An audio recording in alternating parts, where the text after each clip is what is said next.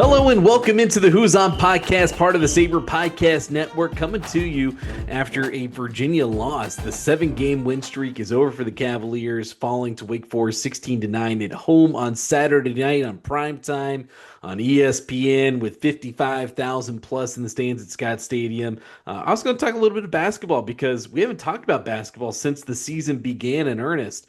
Last week, Virginia picking up wins over Rider, North Carolina Central. I got the only guy that I know personally that went to both of those basketball games last week. Also went to the Wake Forest game on Saturday night. He did it all. Mike Barber, editor-in-chief at Cville Right Now. How you doing today, Mike? Excellent, excellent. Yeah, I can't get my fill. I love overlap season. You got basketball, you got football, you get no sleep, but it's fun. It's fun stuff. Yeah, the rest of us were sleeping. Mike was wide awake, trying to get all those North Carolina Central, takeaways, and Gotta have uh, it. gotta have it. But of course, we're going to start with football. As I mentioned off the top, Virginia falling to Wake Forest 16-9 at home, first home loss of the season, and more importantly, falls to 5-1 in the ACC. And now you got this big clump of one-loss teams in the ACC that we're going to talk about a little bit later. But Mike, overall, just one big take coming off of that game. Now that we've had a little bit of time to digest what happened on Saturday. Yeah, it just really feels like the rest of the ACC has caught up to what Virginia was doing offensively. They got off to such a great start to this year, and then they put stuff on film, and it just feels like since that there's been that body of work on film for people to study, they haven't been able to counterpunch, right? Came out great. Defenses didn't know what to do with it, but now that defenses have a plan, it doesn't seem like UVA has a response, and that was certainly the case. Look, Wake Forest bottled up the run. Jamari Taylor, yeah, he ran for 98 yards. He got 43 of it on one carry. Their total offense numbers, 43 yards on that one carry and 54 on one carry by Daniel Kaelin when he came in for Chandler Morris. So that's almost 100 of your yards on two plays. That's great if that also adds into having 600 yards of total offense, but that wasn't the case. So the offensive struggles are real. And I told somebody this morning, it reminds me, I'm not a big NASCAR guy, but I know sometimes they talk about, did you take enough fuel or did you take the right number of tires? Is your car going to make it to the finish the race? And it just feels like this UVA team is just trying to hold on and make it to that finish line. Yeah, I thought a lot about this game and especially the offensive stuff, and we're going to talk about that in kind of more in depth in just a second. But I mean, worst comes to worst, you lose this game by a punt return touchdown and two fumbles that lead to field goals, and so the defense had a good day out there, but you're still in this ACC race and you got two more games really left to decide your season. So it was a disappointing loss, and I know a lot of Virginia fans kind of were like, it feels like Virginia always kind of starts building you up to get everyone in the stands, get everyone at Scott Stadium, just to kind of let you down easy there, or not so easy. That's so um, easy. yeah, so it's just another one of those kind of notches in that kind of storyline for Virginia athletics as a whole. I think there is still more out there. A lot's going to come down to what's going to happen at this quarterback position coming into this week. But Duke lost to UConn over the weekend. Not a great UConn team either, by the way. Not a Virginia bad Tech, UConn team, though. not a Worth bad. noting, It's like, they're in I the think Jim Mora would be a really good off the radar candidate at Virginia Tech. Like he's done a really good job there. And no, they're not world beaters. You're right, but don't sleep on UConn. I think Duke's not as good as maybe people thought. yeah. But yeah, Jim Mora's done a nice job up there. I mean, Duke has a chance if everything goes right to finish the season at what, like with four losses and an ACC championship. So I mean, It could be interesting. It certainly could be interesting. Yeah. it's a wild ACC race. We'll talk about that a little bit more. But yeah, one big take. It's as Tony Elliott and everyone wanted to remind you, the goals are still out there. They still have a chance towards the end of the season, but they got a lot of question marks to kind of fill the gaps in before they get there. Let's talk about the UVA offense, and I guess we can't really start anywhere else, but with Chandler Morris taking that big hit, a late hit in the second quarter there, targeting, not targeting, take it for what it will. It was definitely a late hit, and they threw the flag immediately there. Just your reaction when you saw that play. It just reminded me that I hate the sliding rule. Like the sliding rule prevents quarterbacks from getting bumps and bangs and that, but it really puts them at risk for catastrophic hits. And I've said this for years. It's you slide, and they even say the announcers call it, is that you're giving yourself up. It's written in the rules at the point at which you're giving yourself up. Well, giving yourself up means you're prone to take a really big hit. And look, these guys are running hard. They're running fast. They're running from a distance. Yes, the rule right now, the way it's written, it's incumbent on the defense not to do that. But it's kind of like it reminds me of like a crosswalk, right? You have the right to cross the street in a crosswalk. You should still look both ways because if a car hits you, guess who gets hit by a car? It's you. And that's how I feel with these quarterback slides. So, that rule to me needs some tweaking, but he gave himself up. He went into the slide, took a big hit. Anything above the head or neck, you got to be careful. I think it was a really good sign that he came out for the second half in Yeah. street clothes. Because if you know anything about concussions, they try to keep you out of bright lights. So had he been concussed, or if that had really been the concern, I don't think they would have had him out under the stadium lights. I'm not saying they're going to go Texas Tech and lock him in a dark closet, but you know what I mean. They would have protected him somewhat. So certainly it did all start with that, and you hope. They've played some snaps without Chandler this year. I mean, he's playing with a shoulder injury, got knocked out of a game earlier. But yeah, they need him to get back on track. Yeah, it was a really deflating moment. It was a huge crowd at Scott Stadium, but it kind of the after the punt block from Cam Robinson and everything it had kind of been a little dead after that. And then that happens and there was actually a really good, presence from the student section again. They were kind of chanting his name as he walked off the field, but for the next how many ever quarters, it kind of felt a little dead in there and it kind of woke up a little bit in the fourth quarter, but yeah, I mean, losing Chandler and especially like that was a big, punch to the gut for Virginia. Nobody can suck the life out of watching a football game quite like Wake Forest. I mean, I covered that.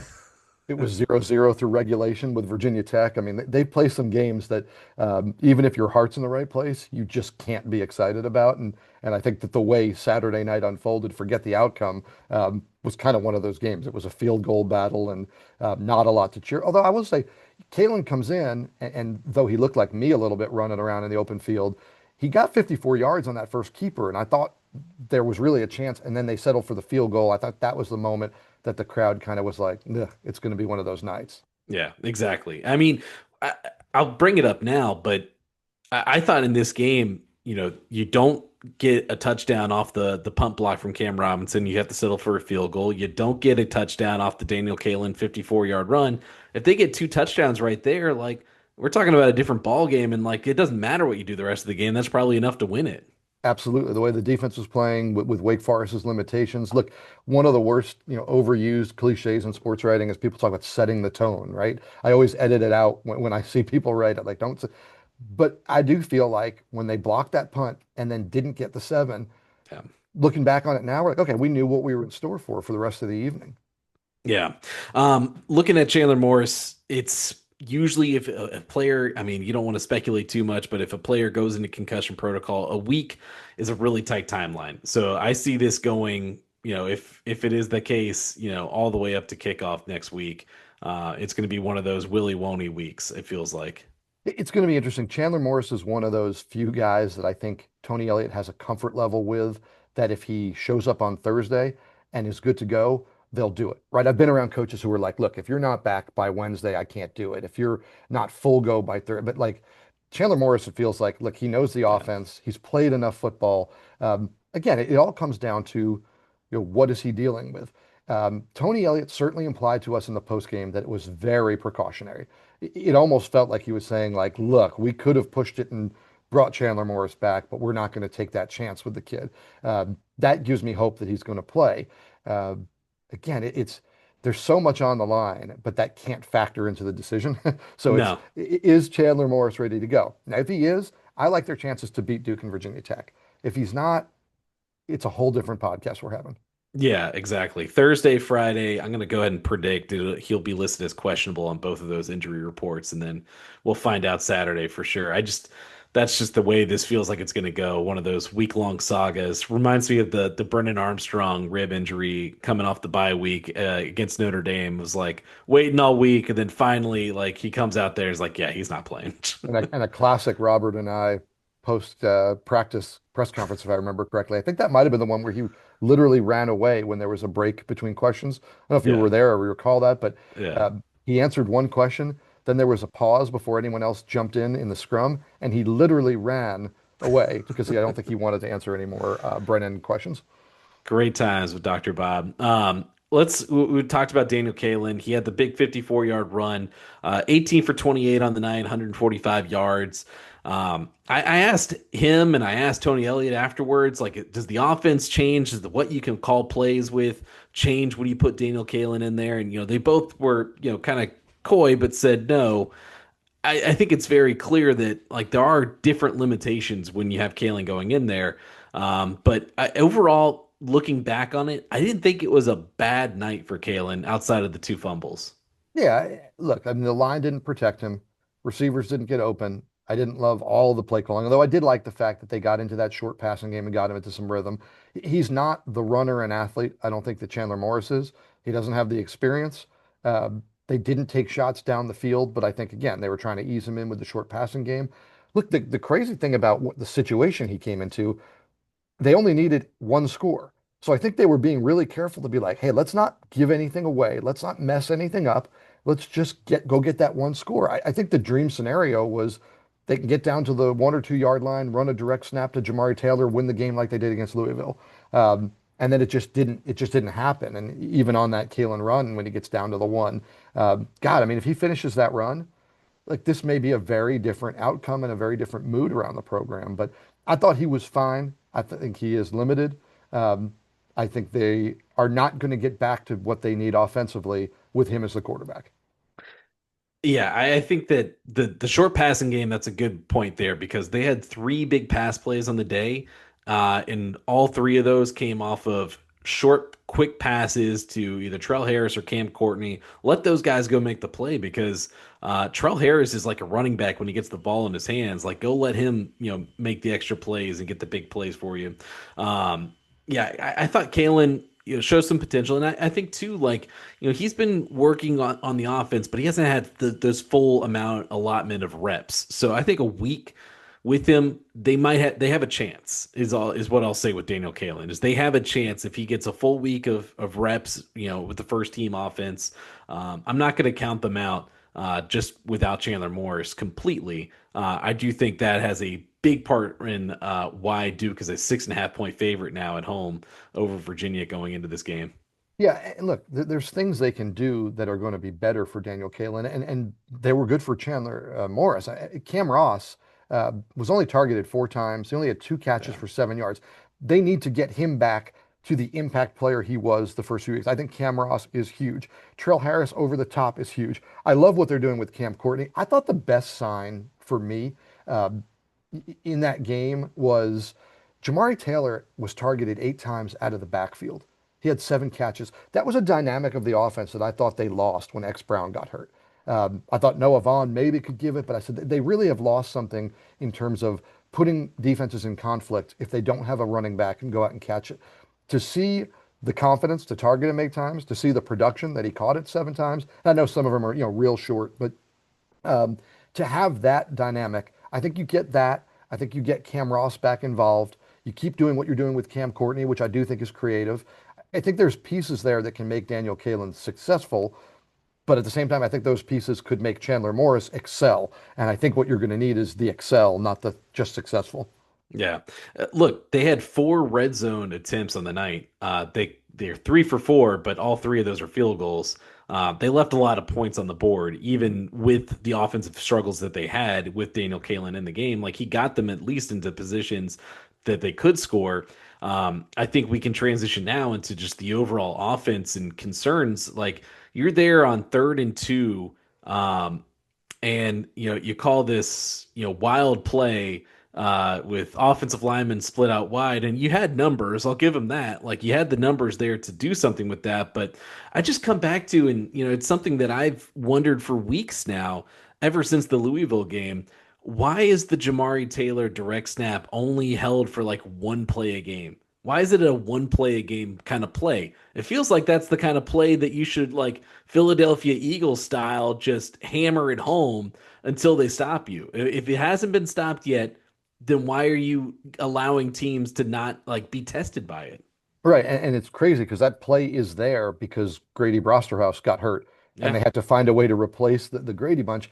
I think they're seeing on film, and again, this goes back to my number one concern about the offense, that defenses are now prepared a little bit better for that play. So maybe they're outsmarting themselves, saying, "Oh, the defense is prepared. We got to do something else." Well, give it a shot. Run that play that's been really good Exactly. for you, and if they stop it, okay. And yeah, that multiple bunch formation spread that it was weird, and but again, it was a sign of how the night was going. I thought Wake Forest dominated the line of scrimmage on both sides. I think Virginia went into that play in particular saying, we can't move these guys. We can't get an opening. There's no point in direct snapping to Jamari Taylor because there's going to be nowhere for him to go. Uh, Number one, that's not good enough. Like you can't do that. You have to get back to what you were and being able to run the ball. And number two, I think you have to have the confidence to show your team, hey, we believe in this. We can make it happen. Also, I think Jamari Taylor's the kind of back who can save you if it doesn't go perfectly. And I know it's tough in that situation in short yardage, but yeah, I think they need to get back to everything that was working early. Um, but I also think they have to find a way to adjust because defenses know what Virginia does. They have to find a way to counter that. Looking at Des Kitchings now, because that was the name that came up immediately in the post game from all the fans tweeting and stuff. I felt like a lot of people just came out of the woodworks to kind of talk about Des Kitchings after this one. Let's look at it. First 5 games of the season, obviously they had one of the top offenses in the country, averaging over 500 yards per game, 45 points per game. Last 5 games, they're down to 316 yards per game, 21.8 points per game. Obviously, a huge drop off there, and it plays into the point you were making already is that you know defenses have started to figure out what Virginia is good at, and they have started game planning for them, and that's something I don't think this coaching staff has really had to adapt to over the years because they haven't had a ton of success in a lot of different areas. And so this year, yeah, you're going to get their best game plan. You're going to get a full week of like focus on how do we take away, this, outside edge run that was not working for Virginia against Wake Forest in this game, or how do we, take away those mesh under option routes that, UVA was running to success early in the season. Um, how do you evaluate Des Kitchings this season? So let me tell you one thing that I think complicated the issue for Des Kitchings. I think they had that good start, 4 or 5 games. I think teams got the video, started to adjust. And at the moment at which Des Kitchings needed to respond, that's when Brady Wilson got hurt. And I think it's really hard to alter a lot of what you're doing when you have that flux in the offensive line. So I think that was a little bit, and that's not making an excuse because this happens in football. But I think timing wise, it couldn't have been worse. I think right at the point at which Virginia needed to shake things up, they didn't feel comfortable shaking things up because the offensive line was in flux. Now you're back to quote unquote full strength, right? Boley was in, uh, Brady was in. I think Drake was in. I don't think he's all the way back, but I think he's there. So now is the moment that we see the response. I thought the weight game was going to be the response. I thought the weight game was going to be where we saw some new wrinkles off of some old stuff that really put Wake Forest in conflict. And I thought Virginia was going to have a big offensive night. I thought they showed signs at Cal, and I thought they were trending up. So I misread. I was completely wrong because they went the other direction. Uh, Look, Des Kitchings did a great job for 3 months getting this offense put together, all new pieces, molding it, finding the strengths, being aware of the weaknesses, and putting together something really good. He gets an A+, I think, there. Where he's getting a failing grade now is responding to what defenses are doing once they saw this offense. Now there's still time to save it, right? You go out and play well against Duke and Virginia Tech, make it to the ACC title game. I think this is going to be a great narrative. If you struggle offensively and lose one or both of these games, then I think people are going to start talking again about, hey, Des Kitchings did a great job going into the year, didn't really deliver once the season started. Yeah, and I think I would find it hard to believe, even, I mean, look, they're 8-2 right now. Like, no one expected them to be here at this Yeah. point. I was probably one of the more optimistic people I knew going into the season. I had them at 8-4. Like that would be a worst case scenario for Virginia at this Yeah, point in and the season. I was struggling to get them to 6-6 because I had them at 5-7 because I was worried about them going west in the Cal game. I Yeah. thought if they could go west and beat Cal, they could get to 6-6. So I dramatically undersold this team, dramatically undersold what Des Kitchings and this offense could be. But now they're living up, for lack of a better term there, Yeah. to maybe what I expected. It's just a question of, look, what's the real deal, right? Are they more like the offense that moved the ball so well against Florida State, against Louisville at times, obviously the record-setting performance against William and Mary, or are they the offense that we saw against Wake Forest that can't really block, doesn't have much pop, and can't run the football?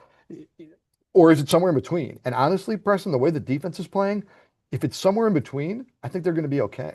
That's enough. Yeah, Yeah. it's a Jekyll and Hyde season because what were we saying for the first half of the season? Like this defense just doesn't have it. Like they don't have enough like to hold people from getting like 40 points or having these big pass plays, and that was the big concern. Everyone was stressing out at the first half. Now it's completely flipped where the defense is playing among one of the better units in the ACC right now, and the offense is looking like on the other end of the spectrum there. And you're asking, can they score enough points? When the defense only gives up 9 points on the night. That's kind of the question right now. And with Des Kitchings, like I saw a lot of good stuff in those first few games of the season. I saw some really creative play calling. Obviously, everyone will make a big point about the scripted first drive. Like that was always looking good. That hasn't worked out for them in a few weeks now outside the Cal game. Like they haven't had that first scripted drive, and that was actually something interesting in this game. Like did we see the scripted drive because they went unscripted with the punt block, and so that kind of throws things off a little bit. And then the second drive, maybe that was supposed to be the scripted drive, and then like it just never kind of got off. Yeah, again, it all goes back to not scoring, I think, on that first, Yeah. block punt. And heck, there was a chance there for a scoop and score, which again, totally changes the way the rest of the game played. But it's a really good point of they never got into that rhythm, and even some good things that happened might have taken them a little bit out of rhythm, like getting the short field. And um, look, I think that they still know what they want to be. They want to run the ball effectively on first and second down so that they are in those manageable second and thirds where they can attack and be more creative. I think a lot of this, even though it's not sexy, it's kind of boring, is if you're getting 1.9 yard per carry on first down, which is where they were at, it just sets up you to struggle the rest of the way. And look, I don't know why. Like North Carolina, they had a great defensive line. So I kind of expected them to. Mm. Wake Forest, I thought they'd be able to run the football. And so the fact that that's happening, Washington State played better defense than I thought they'd be able to against Virginia. Wake Forest did it. They have got to get back to where they can run the ball for 4 to 5 yards on first down and then cut loose. That's how this offense works. I know, and one of the big frustrations that I was clocking it in the box the whole time last game is that 2nd and 10 run play. You know what's coming. The Mhm. defense knows it coming. We could see like, all right, they're stacking 8 guys in the box because everyone knows it's 2nd and 10. Des Kitchings wants to run the ball here. It's not an analytically loved play. It's just it's an odd situation there, but it kind of gets you into that situation. That's why they can't get into a rhythm right now. Is the first and second down lack of success that they've had over the last how many ever games. Yeah, absolutely. And then you asked about Kaelin earlier, and it's okay. Well, Des Kitchings, what's the other thing he loves? He loves tempo, right? He loves to get a play, get some yards, and get to the line. No huddle, keep them on their heels. How comfortable are they with Daniel Kaelin going that same tempo? Or are they going to want to slow it down and get the play call in for him? How comfortable are they calling plays for him? Right? They had all this experience and all this game planning for how they want to call it with Chandler Morris. It probably takes a little bit longer now to call that play with a different quarterback. And look, I know you have plays that they both run, and I know you have call sheets for wing, but the reality is you get into a rhythm as a play caller, and hey, if we're 3rd and 6, I'm going to do this. If we're 3rd and 3, I'm going to do this. And now you have another wrinkle. Are we 3rd and 6 or are we 3rd and 3? Who's my quarterback? What do I want him to do? Can you do the tempo piece? There's a lot going on right now, I think, for that offense that they have to answer. All right. So, what does a successful offense look like next week if Chandler Morris is not available? That's kind of the question I go back to. And I think about some of the things I really liked what they did with Kaelin in the game. The quick passing. If you can get more up tempo, that's even better. Quick routes, like not a lot of progressions. Like he's a young quarterback who has not played a lot at the college level. Reminder, he redshirted last year at Nebraska, so he didn't really play there either. So this is kind of his first season playing college football. and he's a promising guy, and they liked him a lot. They targeted him specifically to come in and play this kind of understudy role to Chandler Morris for a reason, and he had a lot of excitement and hype coming out of high school too. Obviously, he just went to a school where Dylan Raiola, the number one quarterback in the country, was the starter there. But looking back at this Virginia game, I thought, yeah, quick passing game. Let him get the ball out quickly to his receivers. Not a lot of reads. It's like one like your number one guy or check it down. I think that's the way to go. And then you got to get a running game. Obviously, that part is whether Chandler Morris is in there or Daniel Kaelin's in there or you know whoever Mike Barber's in there quarterback. You got to get a running game in. Definitely, if Mike Barber's in there at quarterback, and you probably don't want to run your quarterback in that situation. But no, yeah, I mean, I think what you need to see at the bare minimum from this offense is one of the things we haven't talked about. They were great in the first part of the year, time of possession, Yeah. right? And that was really a huge factor in ball games. I think they need to get back to that. Running the football, time of possession. And I think with if it's Kaelin, you need to get Cam Ross involved with some of those short throws because he can get you, hey, you threw the ball 4 yards, but the play went 60. I think Daniel Kaelin needs that. I think you're also going to have to run Daniel Kaelin. I know he's not the runner that Chandler Morris is, just to open things up. I mean, we saw it in the weeks when Chandler Morris was dealing with that shoulder where it was really painful and they were limiting how much he was running. Defenses were keying on that. They knew that that dynamic was gone. So I think you need to show you still have that dynamic, whether it's getting funky, going wildcat direct snap with Jamari Taylor, or running Kaelin. I think you have to show that look. I think you have to get Cam Ross and Cam Courtney the ball short. And I think you've got to throw in that deep shot to Trell Harris just to keep people honest. I mean, there are way too many people near the line of scrimmage right now for Virginia to handle. The way to get them off is quarterback run and deep shots downfield. They've got to mix those in. You mentioned the running style. I kind of harken it back to like a Daniel Jones kind of running style where it doesn't look like he's going fast, but he's got long strides. So like he makes up a lot of ground in a quick amount of time. Like that's kind of what I was thinking of, and it just happens to be a Daniel comparison. That is way more complimentary than what I said. I said he looks a little bit like when your punter gets loose on a big fake punt and he's running around out there, and you're like, he's not the most athletic guy, but there's nobody near him. He can make some yards. That 54-yard run reminded me a little bit of a turkey trot. But look, no, I think they know what he can do. They can put him in those spaces, and a lot of it, Preston, is just showing the defense that it's there. That could happen. Because like I said, you've got to get some guys out of the box off this line of scrimmage. Yeah, absolutely. I look, bottom line is, the offense is not where it has been. I know Tony Elliott said a couple of weeks ago that he still thinks that offense is in there. I think at this point it's safe to say I don't think that offense from the first 5 games is still in there, but there's enough certainly there that they can have a productive offense, especially with the way the defense is playing, that they can go win these last 2 games and at least put them in a spot to go to the ACC title game. And who knows once you get there.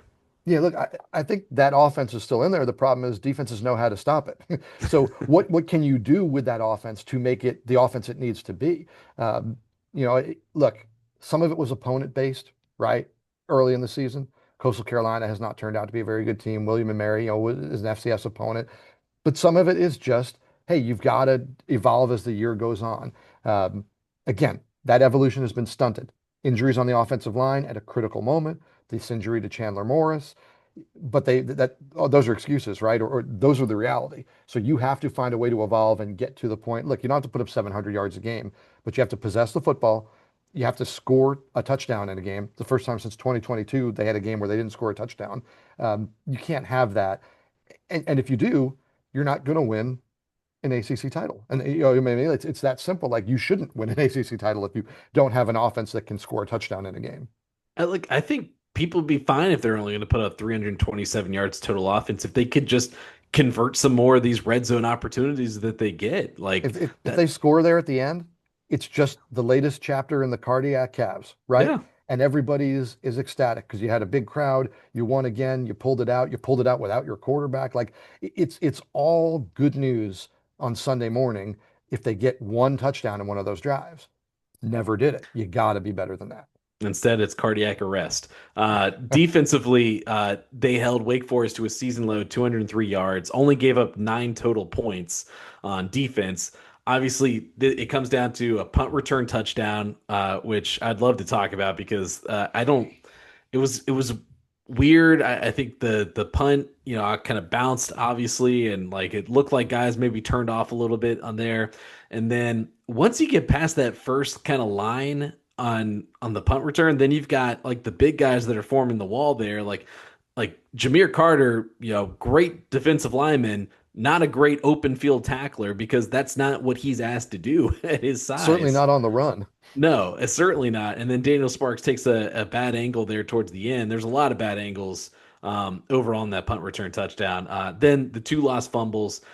Virginia hadn't lost a fumble all year. They lose three in this game to help Wake Forest out. And then, the final field goal they scored was on a 9-minute plus drive where the defense just couldn't get off the field. I completely was not keeping track of time. And then Virginia gets the ball back after that. I'm like, oh shoot, like they only have like 2+ minutes left. Like it's now or never. Yeah, absolutely. And it was crazy from the defensive standpoint was I think I have this stat right. I think Wake Forest was 2 for 12 on third down before that final drive. And then Yeah. they converted four in a row, I think, on that final drive. And some of them were long. Some of them were third and six, third and sevens. Um, that was the moment where, look, it's hard to complain about the defense. They were really, really good. Yeah. No sacks, no turnovers, and gave up the third down conversions on the final drive. Uh, if they get any of those things differently, this is a different ball game too. Again, overall, the performance of the defense was not the problem, but No. it kind of reminds me of nobody stepped up to make a winning play, right? And that's what you need. I think, Cam Robinson did right from the start. That's a winning Yeah. play. Maybe Jamari Taylor's run there before the fumble is a winning play, but you just didn't have the winning plays. The somebody stepping up and doing something where you're like, that's going to be the lead of my game story. It didn't happen for Virginia. Yeah. You're thinking the whole time though throughout with the way the defense was playing, I was like, okay, surely one of these times they're gonna like have that, game winning play like you talk about that they've done so many times this year. It just never happened. And mainly because like Wake Forest didn't need to throw the ball that much. And like when they did, like it wasn't much to write home about. But that's why I get to that last drive when they're converting all those third downs and Robbie Ashford is just running for a first down and that there's no quarterback spy on him. I'm like, he's you don't have to like double up receivers on the outside. Like this guy is not a good thrower. Like just watch him on the run though, because that's the only way that they're going to pick up this 3rd and 8, 3rd and 7. Yeah, I think both coaches kind of were like, hey, man, this is just a don't mess it up kind Yeah. of game, right? This is an ugly game. It's going to be low scoring. Don't mess it up. Just get the ball down the field, get it into the end zone, and you'll win. Neither offense managed to do that. And it was a very Murphy's Law night for Virginia. It's ridiculous that they had fumbled as many times as they had and not lost one. Nothing about them or their skill or like, it's just not, football's not round. It bounces funky directions. Like the fact that they had fumbled 10 times and lost none of them Yeah. is weird. That's a weird statistic. Now, that statistics always come back to the mean, right? So all of a sudden, three of them go the other way, all on one night, all in a close game. Can't have that. That punt return, that's the worst possible night for it to happen, a night where neither offense can score. So a little bit of Murphy's Law, I thought, factored in. And I thought both coaches understood what was happening, right? They had a good feel for the moment. This is an ugly game. Don't do anything dumb. If you take a chance, it's going to go poorly. I thought they both approached it that way. No, I'm glad you said Murphy's Law because that's exactly what this was. It's just like nothing was going right, and it was just kind of like, all right, can we hold on to this? And as soon as the punt return touchdown was like, okay, now this is really in dire straits here for Virginia. Like, and that was before the fumbles and the field goals that Wake Forest is able to get after that. Let's look at the ACC race now to close out on football. UVA now one of 5 ACC teams with one loss in conference play. We talked about it afterwards. There's only a a max of 3 ACC teams that could end the season with one loss because Duke and UVA obviously play each other this week. Georgia Tech and Pitt play each other, and then SMU. So at max, you can have 7-1 teams at the end of the year. I think in most of those tiebreakers, all but maybe one, UVA wins out and goes if they end up at 7-1. I think there's like one that has like 50 different variants that kind of come off of it, and like this game has to go this way, and like 8 of these games have to go this way. But I mean, but now what Virginia did with losing this game is you throw yourself into the ACC chaos. Yeah, absolutely. And look, if Virginia wins both of its last two games, it's going to be in a decent position. There's even a scenario where they're alone atop the standings, right? Yeah. I mean, if Virginia wins both its games, what Pitt beats Georgia Tech, then loses to Miami, and SMU loses to Louisville, Virginia is the regular season champion. They're the only team with one loss at the end. That's great. Uh, Now, you can have a two-way tie, right? Pitt, Georgia Tech, somebody's going to take a loss there. Um, but again, it all comes down to what can Virginia do? There was nothing we saw Saturday night that tells me, oh yeah, this team's going to win its final two games. That's the concern. There's a lot of iterations. There's a lot of ways it can play out. I think it's important to note, and I did note this in my column, the NC State game does not count as a common opponent. No. Like people keep forgetting about whether it's conference, it's a non-conference game. I think people are clear on that finally, but it also does not count as a common opponent. That is the tiebreaker that they use. They go common opponent, then common opponent by your order in the standings. And Virginia's loss to NC State won't factor in. Georgia Tech's loss to NC State will in that situation. So that's part of the reason that the ACC office hates non-conference conference games against opponents because it muddles things. But Virginia's in really good position on all the math stuff and all the Yeah. iterations and all the possibilities. Where they're not in a great position is their ability to score and win. Yeah, you got to make the math. Like Right. if you get to the end of the season, you got three losses in ACC play. Well, guess what? It doesn't matter anyway. So yeah, you gotta win out, and I think we knew for a while now that this game at Duke was going to be a big one with a lot of kind of tied to it. Now you've got Duke and Virginia, both one loss. I think ESPN Analytics said both of those teams had the second best percentage chances of getting to the ACC title game. And really, with that being said, that means like whoever wins this game is going to have a really good shot of finishing it out. Don't talk about the boogeyman that's waiting for Virginia at the end of the season after their bye week. That'll come in time, but obviously Durham, huge game this week for Virginia. And if you lose this one, then it's just kind of like it's over. I think that sticks a fork in the ACC title chances. Yeah, and I've been saying for a while that there was sort of this uneasy feeling among Virginia fans that with everything going great, they could come out and roll Wake Forest, win that game, but if they lost to Duke and then Tech, this season was just going to feel like a huge letdown, right?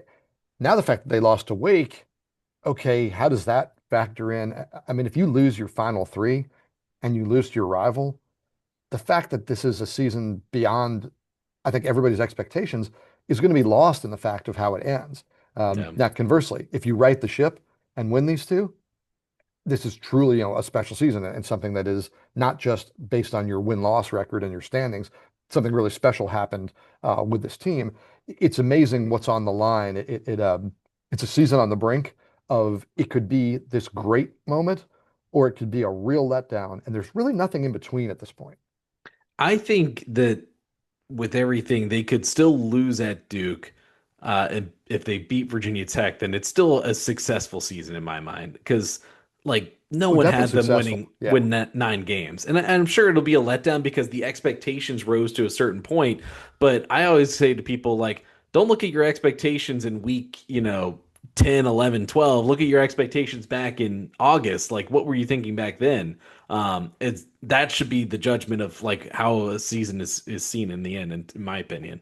But remember that Tony Elliott went to Charlotte and said their expectation was to compete for an ACC championship. Yeah, but he said Eh, that every year when they're winning three games and 5 games, not But I as don't know. I not don't know as that he's. strongly. Yeah, I say Yeah, I don't know that he said it like this. This was the year he came out and said, "We have the yeah. players, we have the talent, we have the depth. Our goal is to compete for an ACC title.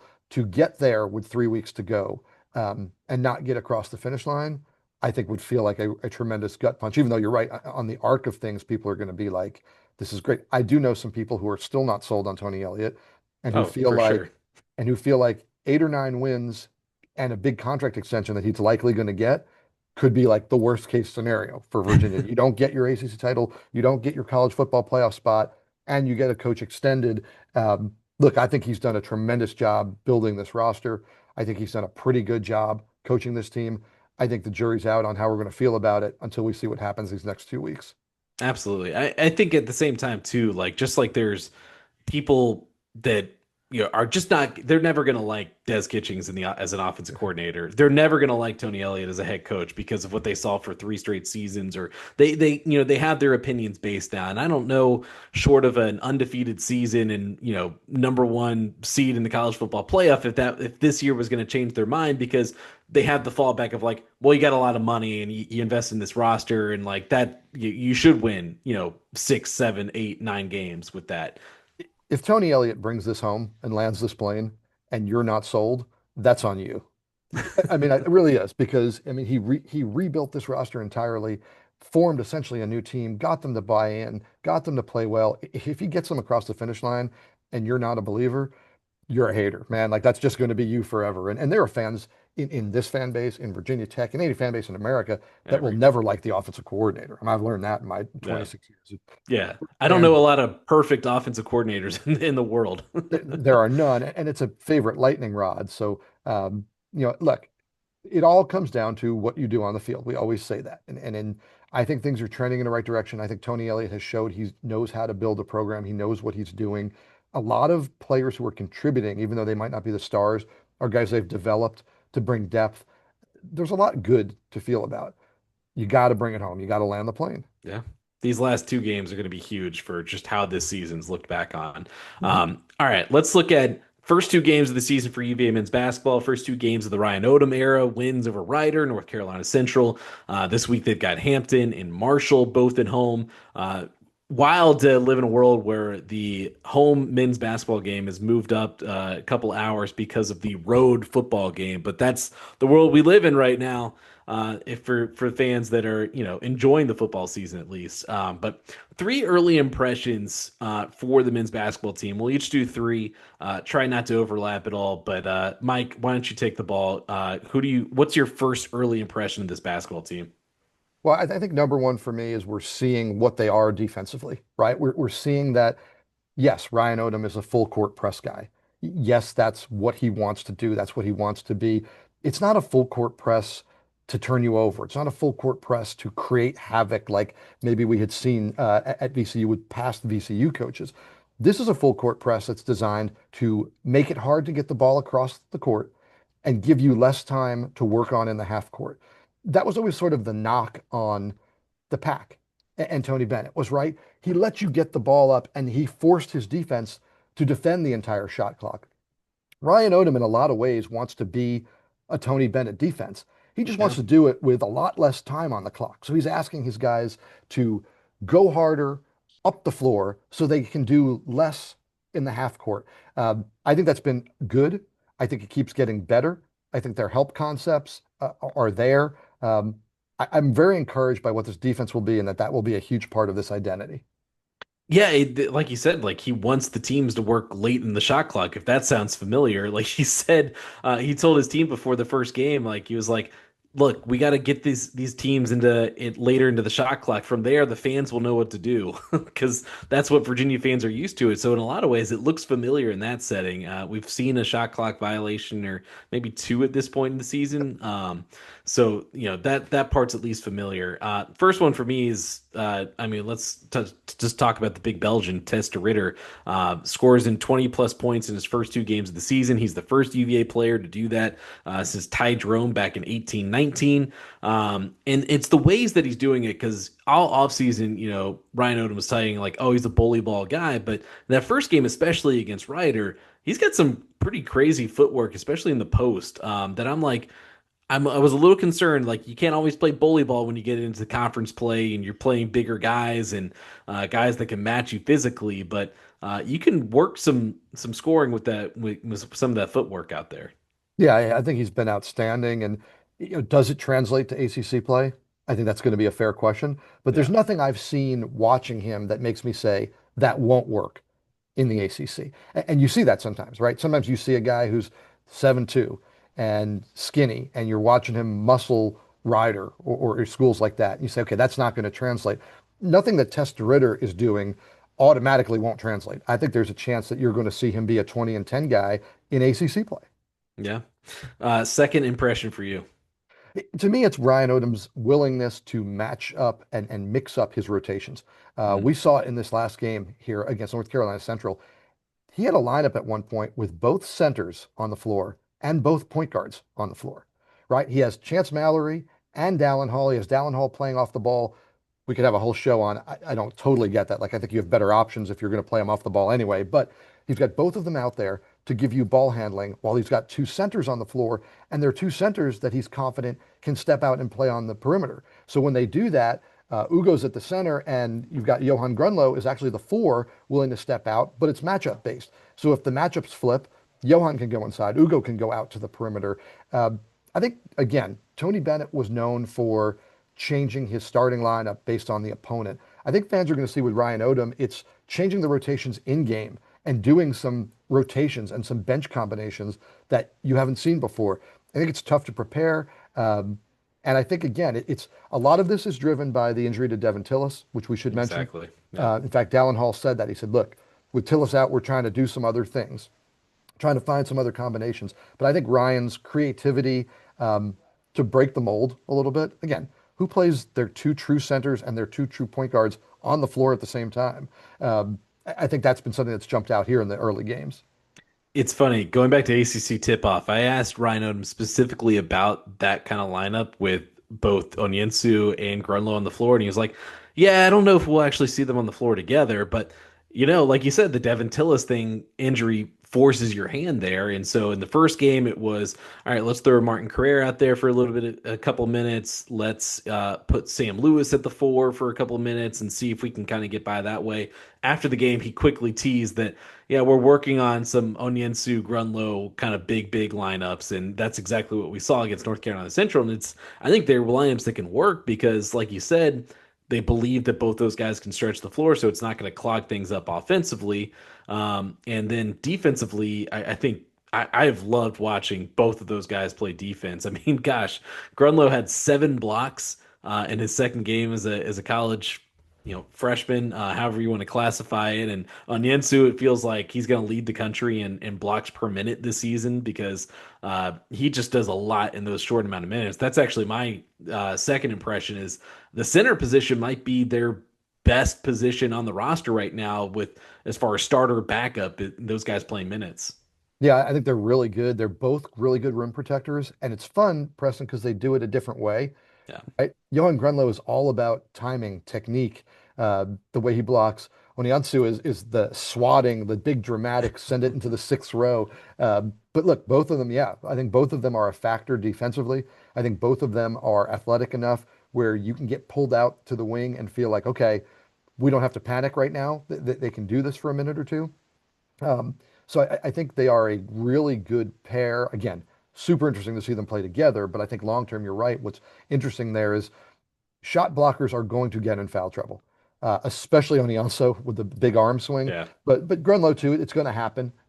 We saw some issues with DeRitter and Grunlow and the officials in this game. Just maybe getting used to some of the way that the American game is called. The fact that they have two there, so that when one comes out, another guy can come in who can do the same kind of things. I think that's going to be really valuable. All right. Last impression for you. I think my last impression is the uncertainty for me around three-point shooting. Like, look, Yeah. this is a team that everybody said Ryan Odom went out and got four guys who hit over 36% from three. I mean, he brought in shooters. And in the first game, it was really ragged. And in the second game, it was pretty good, except they had a stretch where they missed 8 in a row from three, including 4 on one possession, which Yeah. is great to be getting the ball back, terrible to be missing that many. Uh, what's it going to be? And so that to me has jumped out. Like, look, they're unafraid to shoot the three. They've got guys who can do it. When they get going, it's great.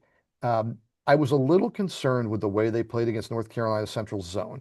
I thought they spent a lot of time swinging the ball around the arc, looking for a three.